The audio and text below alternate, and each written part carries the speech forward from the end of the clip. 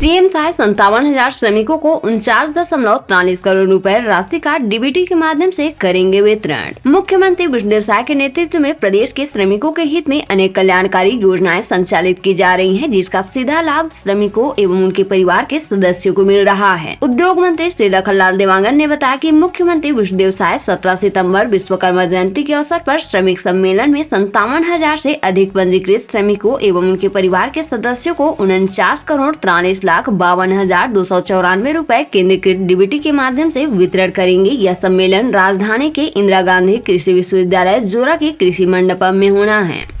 किसी भी हाल में नहीं होनी चाहिए अवैध शराब की बिक्री, सीएम साय ने इस रेंज के अधिकारियों को दी चेतावनी। छत्तीसगढ़ की राजधानी रायपुर में कलेक्टर एसपी कॉन्फ्रेंस के दूसरे दिन सीएम विष्णुदेव साय ने जिलों में कानून व्यवस्था और अन्य महत्वपूर्ण मुद्दों पर चर्चा की। सीएम साय ने दुर्ग, राजनांदगांव और बिलासपुर रेंज पुलिस को निर्देश दिए। बैठक में मुख्य सचिव, मुख्य महानिर्देशक, सभायुक्त, जिला के कलेक्टर और पुलिस अधीक्षक मौजूद रहे। उन्होंने कहा कि रेंज में कुछ जगहों पर अच्छे काम हुए हैं। त्रिनेत्र ऐप और चिट फंड मामलों में अच्छी कार्रवाई हुई है, लेकिन सिर्फ इतना ही पर्याप्त नहीं है। सरकारी स्कूल में पालक और बच्चों ने लगाया ताला, पूरे ग्रामीण कर रहे प्रदर्शन। महासमुंद जिले में सरकारी स्कूल में पढ़ाई ठप हो गई है। यहाँ स्कूल में शिक्षक की मांग को लेकर पालक और बच्चों ने सिनोधा स्कूल में ताला लगा दिया और शिक्षक की मांग को लेकर प्रदर्शन कर रहे हैं।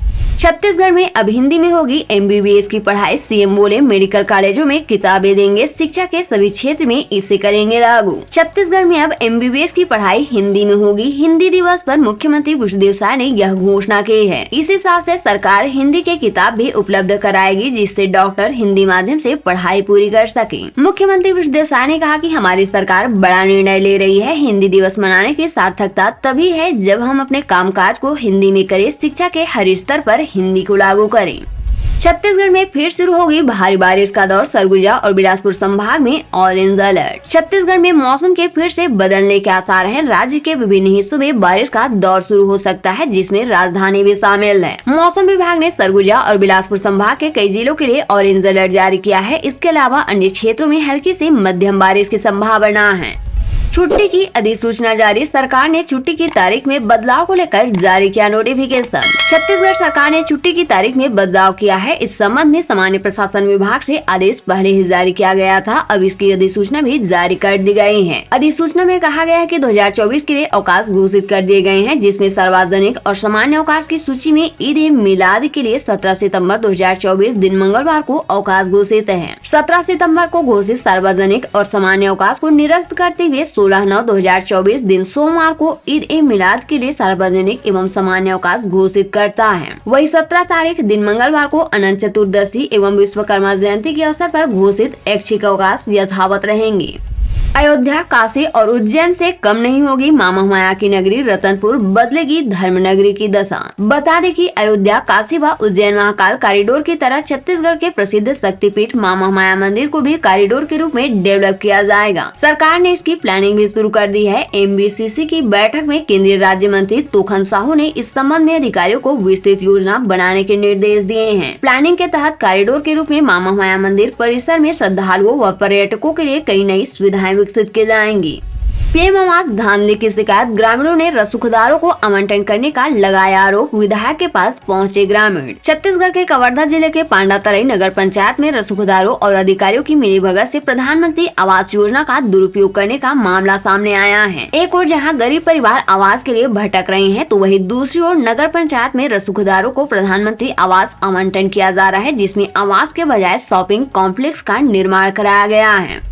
बराबर होनी चाहिए पुलिस पेट्रोलिंग, रात में भी गश्त जरूरी, सीएम साय ने इस रेंज के अधिकारियों को दिए निर्देश। मुख्यमंत्री विष्णुदेव साय की अध्यक्षता में दूसरे दिन भी कलेक्टर्स, पुलिस अधीक्षक कॉन्फ्रेंस की समीक्षा बैठक रखी गई। इस बैठक में जिलों में कानून और व्यवस्था सहित अपराधों को रोकथाम के लिए किए जा रहे सभी कार्यों की समीक्षा की गई। साथ ही भविष्य में पुलिसिंग को और भी अधिक विश्वसनीय, पारदर्शी व उत्तरदायी बनाने की दिशा में किए जा सकने वाले सुझावों पर भी चर्चा की गई। इसी कड़ी में मुख्यमंत्री विष्णुदेव साय ने रायपुर रेंज पुलिस को निर्देश देते हुए कहा कि रायपुर प्रदेश की राजधानी है, यहाँ की पुलिसिंग बेस्ट हो, ये बहुत जरूरी है।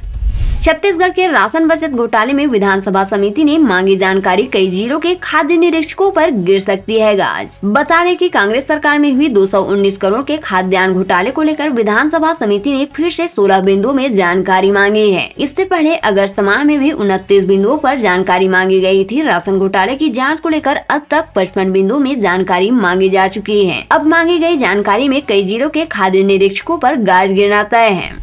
राहुल की न्याय यात्रा की तर्ज पर बैच की पद यात्रा, 6 दिनों की यात्रा पर गिरौदपुरी जाएंगे पीसीसी चीफ। छत्तीसगढ़ कांग्रेस के प्रदेश अध्यक्ष दीपक बैच भी राहुल गांधी की न्याय यात्रा के तर्ज पर रायपुर से लेकर गिरौदपुरी की पैदल यात्रा करने वाले हैं। बताया जा रहा है कि यात्रा 27 सितंबर से 2 अक्टूबर तक होगी, जिसमें अपराध, महिला सुरक्षा, सरकार की विफलताओं पर जनता से चर्चा करते जाएंगे। यात्रा को लेकर दीपक बैच ने कहा कि इस तरह की यात्राएं साल भर चलेंगी। फिलहाल कानून व्यवस्था प्रदेश का सबसे बड़ा मुद्दा है।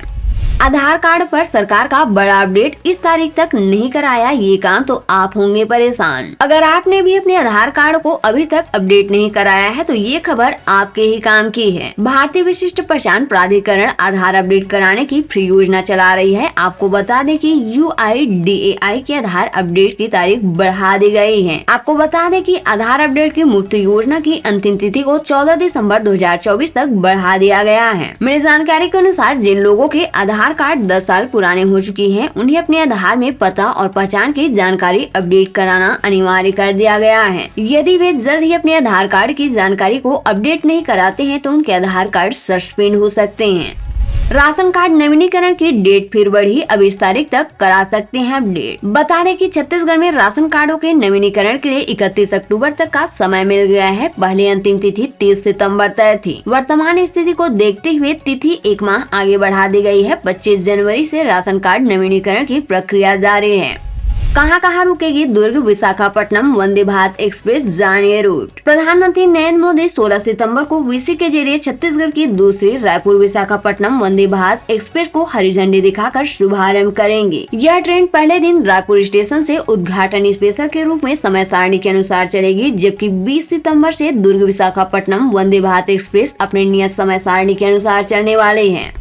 पीडीएस विक्रेताओं पर एक्शन, राशन वितरण में गड़बड़ी पाए जाने पर 5 विक्रेता सस्पेंड। छत्तीसगढ़ के जसपुर जिले में एसडीएम आकांक्षा त्रिपाठी ने पीडीएस वितरण में अनियमितता और लापरवाही बरतने वाले 5 विक्रेताओं को निलंबित कर दिया है। कुछ दिन पहले राशन की समस्या लेकर सैकड़ों ग्रामीण पत्थरगांव विधायक गोमती साय के निवास पहुँचे थे, जहाँ ग्रामीणों ने कई महीनों से राशन नहीं मिलने का आरोप राशन विक्रेताओं पर लगाया था।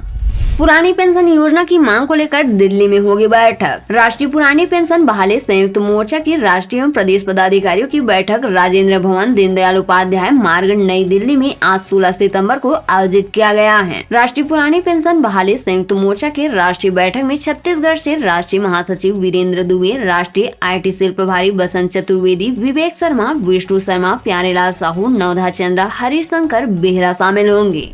नॉन परफॉर्मिंग IAS IPS पर सीएम सख्त, समीक्षा के बाद हटाए गए कलेक्टर और ASP। मुख्यमंत्री विष्णुदेव साय की 2 दिवसीय कलेक्टर ASP कॉन्फ्रेंस के बाद बस्तर के कलेक्टर व 2015 बैच के IAS विजय दयाराम के को हटा दिया गया है। उन्हें छत्तीसगढ़ राज्य कौशल विकास अभिकरण में मुख्य कार्यपालन अधिकारी पद पर पदस्थ किया गया है। मुख्यमंत्री विष्णुदेव साय ने बस्तर की समीक्षा के दौरान राजस्व प्रकरण निपटाने में देरी, प्रधानमंत्री विश्वकर्मा योजना और मनरेगा में रोजगार सृजन करने में लापरवाही पाए जाने पर नाराजगी जाहिर की थी। इसके बाद उन्हें पद से हटा दिया गया है। बस्तर में 2015 बैच के लिए IAS हरीश एस नए कलेक्टर होंगे। अभी तक वह सुकमा में कलेक्टर थे। वही सुकमा में 2018 बैच के IAS देवेश कुमार ध्रुव को नया कलेक्टर बनाया गया है।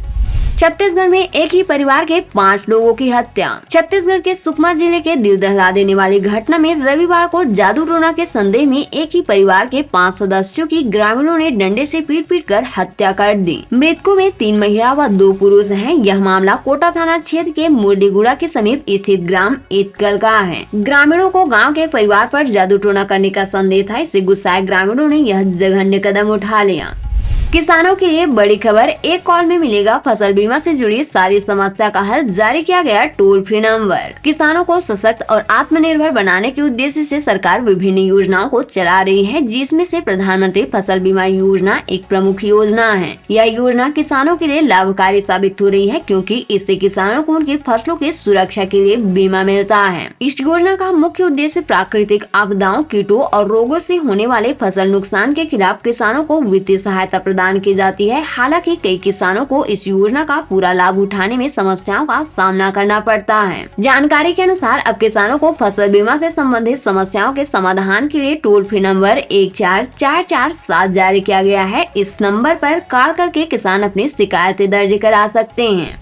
छत्तीसगढ़ के भावी अफसरों की एआई करेगा स्कैनिंग, असली या फिर नकली। बता दें कि सीजीपीएससी की परीक्षाओं में फर्जीवाड़े पर विराम लगाने के लिए अब एआई को तैनात किया जा रहा है। मिली जानकारी के अनुसार एआई आर्टिफिशियल इंटेलिजेंस के जरिए प्रदेश के भावी अफसरों की हकीकत का पता लगाएंगे। आपको बता दें कि एआई यह बताएगा कि परीक्षा हाल में मौजूद उम्मीदवार असली है या फिर नकली। एआई एडमिट कार्ड में लगे फोटो के अलावा परीक्षा हाल में सामने उम्मीदवार का फोटो स्कैन करेगा, दोनों फोटो का अलग अलग एंगल से मिलान करेगा, इसके बाद अपना ओपिनियन देगा। मानवता हुआ तार, ये कैसे ट्रेन एम्बुलेंस मरीज को लिटा दिया फर्श पर। जरूरतमंद मरीजों के साथ फर्जीवाड़े का एक नया मामला सामने आया है, जिसमें महिला मरीज को ट्रेन एम्बुलेंस के नाम पर दरवाजे पर फर्श पर सुलाकर यात्रा कराई गई। इसके लिए 65,000 रूपए शुल्क वसूले गए। पूरे वाकये का फोटो सामने आया है।